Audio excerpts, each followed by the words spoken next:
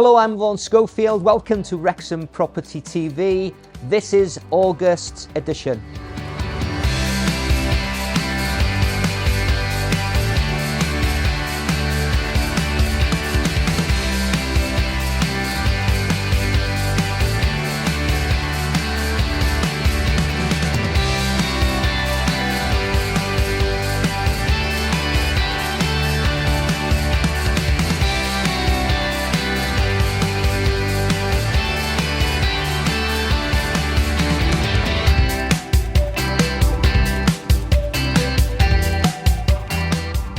And coming up on this month's episode, we welcome back Councillor Phil Wynne, this time to talk about the local development plan.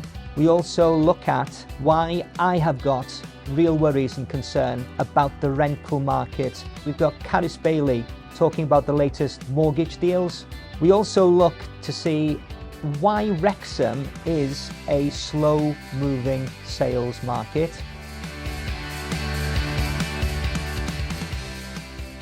Phil, can I just thank you very much for agreeing to be interviewed on camera with regards to this increasingly important and now highly controversial subject where other people weren't available to do so. Can you tell me what your understanding is of the current situation with regards to the LDP first? Yeah, so back in 2008, when I was newly elected, I was aware that we were in the process of adopting a local development plan for Wrexham. But at the time, the planning inspector felt that there was an under-provision of housing stock. So obviously we then renewed the process and went for what we call the local development plan 2, which culminated eventually in that process continuing, re-looking at candidate sites. It ultimately resulted in a planning inspector looking at it and finding it to be sound. It was decided by local members that they did not want to support the local development plan, and therefore the vote went as it did. And one of those reasons for changing their minds was the lack of infrastructure, because when the LDP was approved all those years ago, there had been an agreement by the Welsh Government that there were funds available for the transportation links and for the other important infrastructure assets to be in place, schools, shops. They were saying to me that the Welsh Government have gone back on their word, and that was the reason why they didn't think the LDP was something that they then now can support. It is a frustration, but the local development plan is just a strategy to outline what could be built where. Once that's adopted, each planning application has to stand on its own merit. And if it's felt that, for instance, the proposed development on Ruthin Road, which is in my ward, can't be delivered simply because they can't overcome the congestion issues on the A4A3 Ruthin Road intersection, then it shouldn't get a planning consent. And that's where obviously the battle line will be if people feel that a development isn't appropriate for that location. I don't think there's any disagreement amongst anyone that there is a requirement for additional housing in Wrexham. If we're building houses that will cost 250, 260,000, is it a case that we are building houses for people to move into Wrexham and, by some people's estimation, then ignoring the needs of the current population of Wrexham? Wrexham has always been a welcoming place. And as a town, probably at some point at the beginning of last century, we were only a town of 10,000 people. So, you know, there's been a natural growth in the local population, but we've also welcomed people to come and work and live in Wrexham.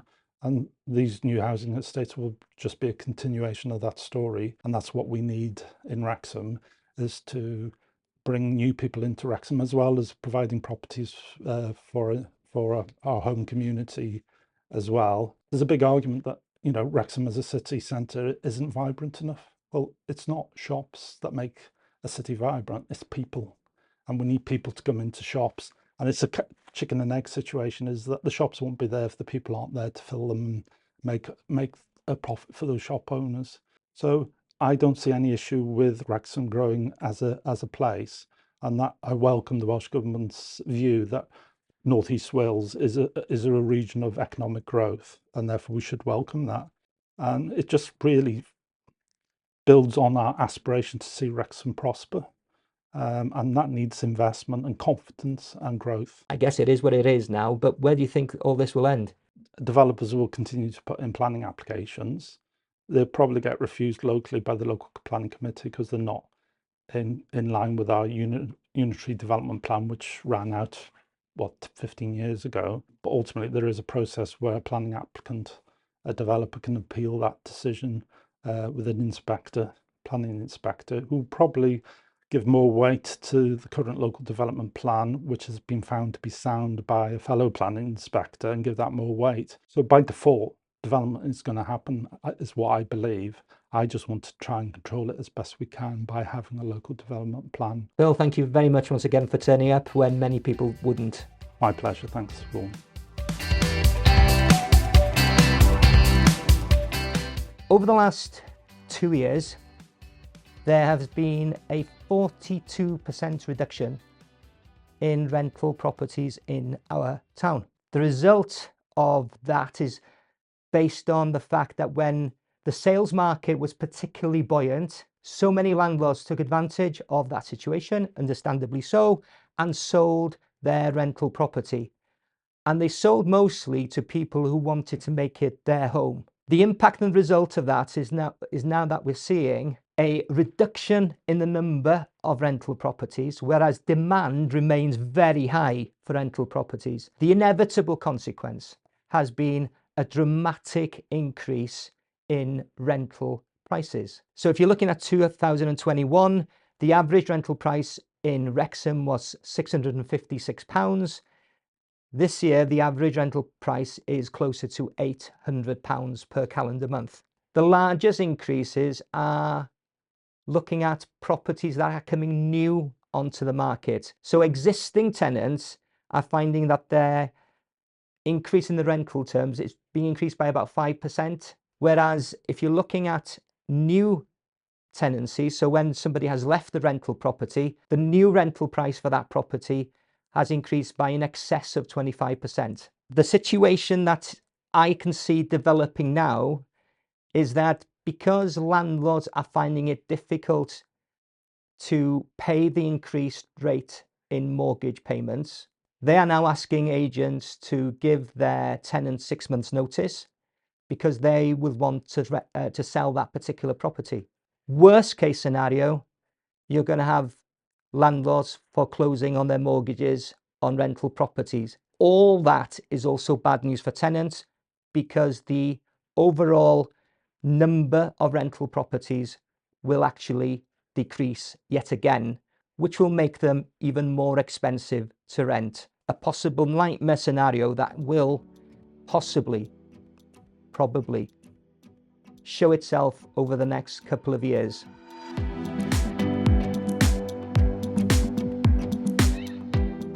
Every day you're getting an opposing view with what's happening with the world of interest rates and mortgages. I just thought I'd give you a little bit of commentary around our point of view from the broker and what we're seeing on our day-to-day life. We have seen 4 or 5 of our panel of over 100 lenders with the Mortgage Advice Bureau start to drop the rates slightly, but when I say slightly, then we're talking at 0.1, 0.2. We are starting to see some movements and some stability. But the way banks and building societies work in turbulent times, it's almost like a battlefield.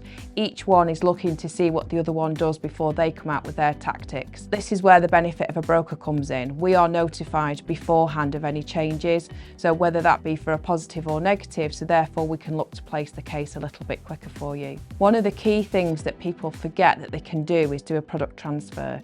So if you're with a lender and your circumstances have changed, which many people have since COVID, whether that be increase of children, whether that be a change of position, change of hours. So you can't necessarily move the mortgage from one lender to the next, purely because your affordability isn't the same now as it was maybe 2 or 3 years ago. So with that in mind, you can go to your mortgage lender, and once the deal comes to an end, you can look to change that deal. Now, some people are aware of this, some people aren't. The other thing to be aware of is a lot of lenders, due to the volatility of the market, have allowed you to book products far earlier than they used to. So years ago it would be up to 30 days or 90 days before your product end date that you could change or secure a new rate ready for the next chapter of your mortgage. Now they've extended that out to 6 months with some lenders. Now you are taking a gamble at any point, whether you leave it to the last minute or whether you secure it early doors. One of the benefits of using a broker is that we can check with the lenders if they will allow you to retract an offer that you've already agreed to. So as an example, if your mortgage was due to finish on the 30th of September 2023 and we secured a rate today with a lender, and the rates now subsequently drop, we can contact the lender and some will allow you to retract that existing offer for the lower rate. Not all lenders do it, but that's where the brokers come in, because we have the knowledge of who does and who doesn't, and who to contact if we don't know ourselves, because we have new lenders on the panel all of the time. Something else to consider is inflation, which is really the driving force behind interest rates changing. The inflation rate has dropped this month to 7.9, and that's through the aggressive raising of the Bank of England rate. It's up to whether the Bank of England feels that if they want to curb inflation further, whether they push that Bank of England rate further up. That changes from week to week, even within the Bank of England's thinking. Something else that affects interest rates that most people aren't aware of are service levels. So lenders were really keen to ensure that their service levels remain consistent throughout. So if they have got a particularly low interest rate, they will see a surge of business. And as such, their service levels will be affected by this. The transactional net promoter score is really, really important to lenders, and this is where they get their awards from. So they will be very keen to maintain this throughout. Certain times of the year you will see, because staffing levels are lower, summer being one of them, Christmas being another, you will see change of rates because of that, because they can't maintain their normal service standards. Reach out and speak to a broker, because we may be able to, when you're panicking thinking that you can't afford your house, that's not the case, but more often than not. Speak to us, because there's always a solution that we can put in place for you and give you a hand.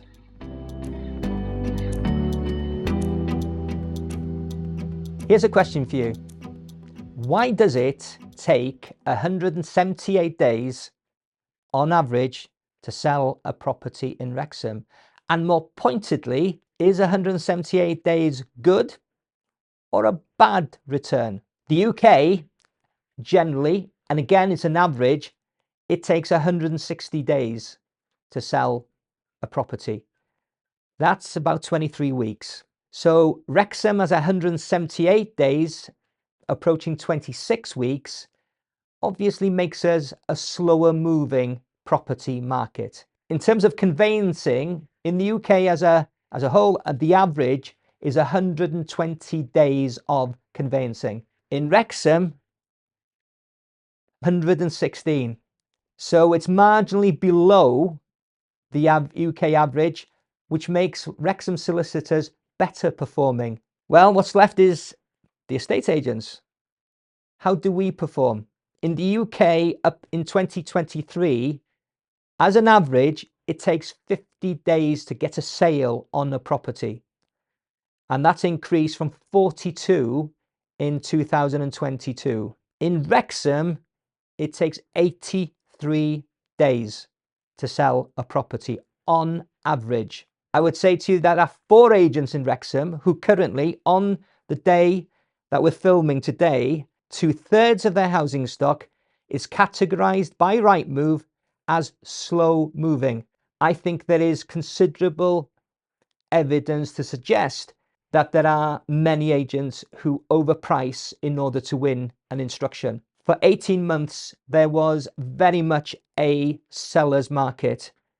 Not only were properties going for full marketed price, many of those properties were going above marketed price. It has now become very much more of a buyer's market. The quality of the solicitor has a massive impact in terms of how many days it takes to actually process a sale. But as I found out so far this year, the solicitors in Wrexham as a whole, as an average, they seem to be doing a pretty good job. Thanks once again for watching Wrexham Property TV. Please post any comments, any feedback you have, and we will get back to you. Hope to see you again next month.